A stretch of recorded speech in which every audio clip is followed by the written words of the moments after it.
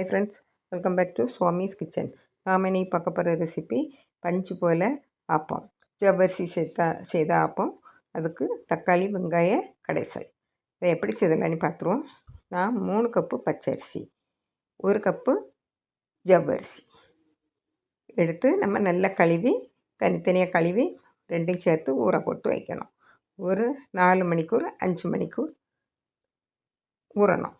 பாருங்கள், நான் ஜவ்வரிசி கழுவி வச்சு பச்சரிசியும் கழுவி வச்சு எல்லாம் சேர்த்து ஒன்று போல் ஊற போட்டுருவோம். நல்ல தண்ணி விட்டு பாருங்கள், விட்டு ஒரு குறைஞ்சது 4 இல்லைன்னா 5 மணிக்கூர் ஊறட்டு நம்ம பார்ப்போம். ஊறின பிறகு பாருங்கள் நல்லா ஊறி இருக்குது.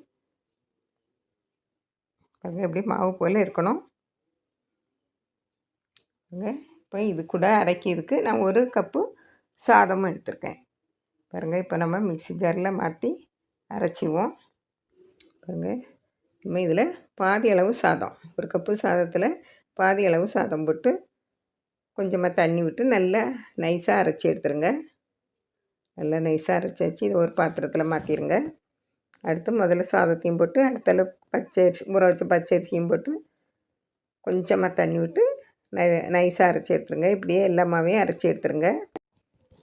அரைச்சி எடுத்தாச்சு. இதில் கொஞ்சமாக தண்ணி விட்டு அலசி எடுத்துருங்க மிக்ஸி ஜாரை. இதில் ஒரு 1/2 டீஸ்பூன் உப்பு, 3/4 கப்பு இட்லி மாவு எடுத்துருக்கேன். உங்கள்கிட்ட இட்லி மாவு இல்லாமல் இருந்திருந்தால் நீங்கள் 2 டேபிள் ஸ்பூன் உளுந்து அரிசி ஊற போடும்போதே ஊற வச்சுருங்க. அப்படின்னா இட்லி மாவு சேர்த்து எடுக்கண்டாம்.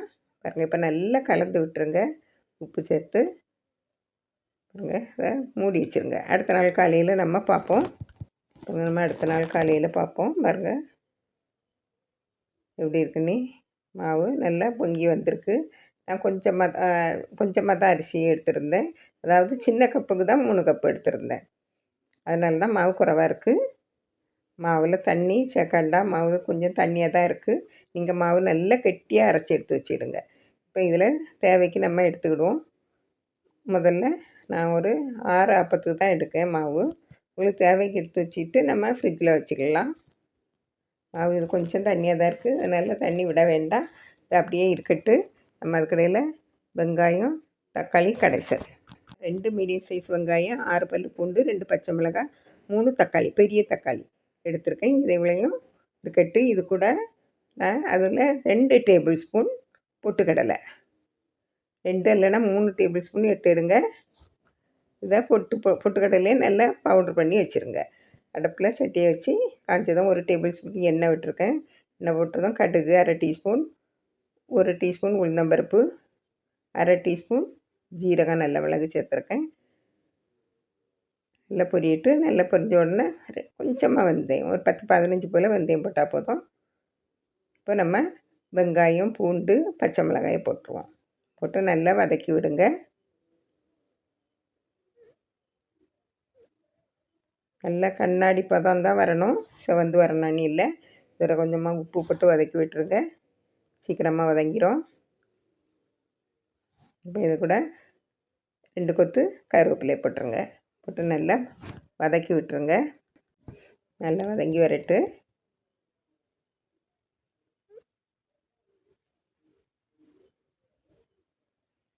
நல்லா வதங்கி வந்துட்டு இப்போ இதில் நம்ம தக்காளியை சேர்த்துருவோம். பெரிய சைஸ் தக்காளி 3 தக்காளி எடுத்துருக்கேன்.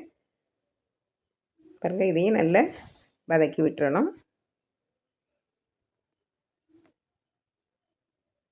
நல்லா வதங்கி வரட்டு. இதை மூடி வச்சு வதக்கணும். இன்னும் சீக்கிரம் நல்லா வதங்கி வந்துடும் மூடி வச்சு வதக்கினா. பாருங்கள்,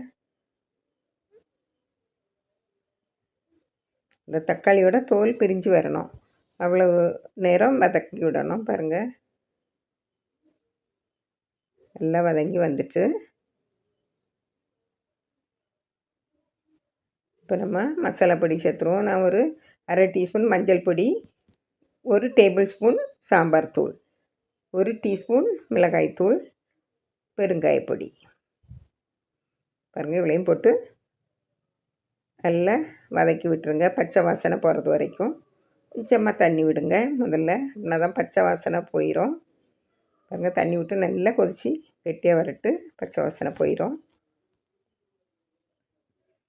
பாருங்கள், நல்ல வாசனையாக இருக்குது. இப்போ நம்ம அரைச்சி வச்ச பொட்டுக்கடலை மாவை தண்ணி விட்டு கரைச்சி வச்சுக்கிடணும். பாருங்கள், கரைச்சி வச்சதை அந்த வெங்காயம் தக்காளி கலவையில் விடுவோம். கொஞ்சம் தண்ணி நிறைய விடுங்க, உடனே இது கெட்டியாயிரும். அதனால் கூட கொஞ்சம் தண்ணி விடுங்க. பாருங்கள், நல்லா கொதித்து வரட்டு. அதில் உள்ள பச்சை வாசனையும் போட்டு நம்ம கொஞ்சமாக இப்போ உப்பு சேர்த்துருவோம். முதல்ல கொஞ்சமாக தான் சேர்த்துருந்தோம் வதக்குறதுக்கு. இப்போது நான் இதில் சின்ன நெல்லிக்காய் அளவு புளியை ஊற வச்சு அதில் உள்ள புளி தண்ணியை விட்டுருவேன். பாருங்கள், நாட்டு தக்காளின்னா அதிகமாக புளி சேர்க்க வேண்டாம், கொஞ்சமாக சேர்த்தா போதும். பாருங்கள், நல்லா கொதித்து பச்சை வாசனையெல்லாம் போய் வரட்டு. இப்போ இதில் கொஞ்சமாக வெல்லத்தை சேர்த்துருவோம். வெல்லத்தை சேர்த்து நல்லா கலந்து விட்டுருங்க. இப்போ கொஞ்சம் ரெடி ஆகிட்டு எல்லாம் உப்பு எல்லாம் பார்த்துருங்க, புளிப்பு எல்லாம் பார்த்துருங்க. நீங்கள் கொஞ்சம் மல்லியில் கருவேப்பிலையை போட்டுருங்க. போட்டு நல்லா கலந்து மூடி வச்சுருங்க. மூடி வச்சு அடுப்பை ஆஃப் பண்ணிடுங்க, இறக்கி வச்சிடலாம். இப்போ நம்ம ஆப்பம் சுடுறதுக்குள்ளதை பார்த்துருவோம், மாவை பார்த்துருவோம். பாருங்கள், இதில் தண்ணி அதிகமாக சேர்க்க வேண்டாம், ஏற்கனவே தண்ணியாக தான் இருக்குது மாவு. இதில் கொஞ்சமாக பேக்கிங் சோடா போட்டு அதை தண்ணியில் விட்டு கரைச்சி விட்ருங்க. அப்படின்னா தான் எல்லா இடமும் படம். பாருங்கள், தண்ணி நீங்கள் கெட்டியாக அரைச்சி எடுத்துடுங்க. இது கொஞ்சம் மாவு தண்ணி ஆயிடுச்சு. பாருங்கள், ஆப்பச்சட்டியில் ஒரு கரண்டி மாவை விட்டு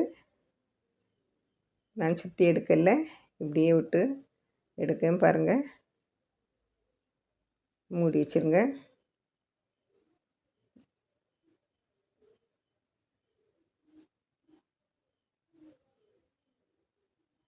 பாருங்கள், எவ்வளோ சாஃப்டாக இருக்குது பாருங்கள், நல்லா ஷைனிங் ஆட்டம் இருக்கும். இந்த ஜவ்வரிசி சேர்த்த ஆப்பம்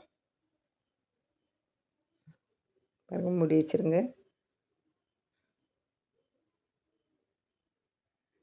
பாருங்கள் இப்படி இருக்குன்னு பாருங்கள், எவ்வளோ பஞ்சு போல் இருக்குது. நல்லா ஷைனிங் ஆட்டம் இருக்கும், நல்ல பளபளப்பாக அழகாக இருக்கும்.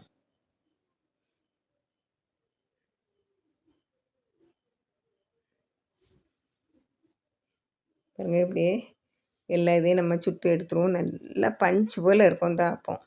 பாருங்கள், இங்கே முருகலா சுடணுன்னாலும் முருகலா சுட்டு எடுக்கலாம். பாருங்கள், தக்காளி வெங்காயம் கடைசியில் ரெடி ஆகிட்டு. இந்த ஆப்பத்துக்கு நல்ல டேஸ்ட்டாக இருக்கும். இதே போல் நீங்களும் செய்து பாருங்கள், ரொம்ப டேஸ்ட்டாக இருக்கும். ஜவ்வரிசி சேர்த்து செய்து ஆப்பத்தை பாருங்கள், எவ்வளோ பஞ்சு போல் இருக்குது பாருங்கள். இதே போல் நீங்களும் செய்து பாருங்கள். பிடிச்சிருந்தால் லைக் பண்ணுங்கள், ஷேர் பண்ணுங்கள், கமெண்ட்ஸ் பண்ணுங்கள், மறக்காமல் சப்ஸ்கிரைப் பண்ணுங்கள். தேங்க்யூ.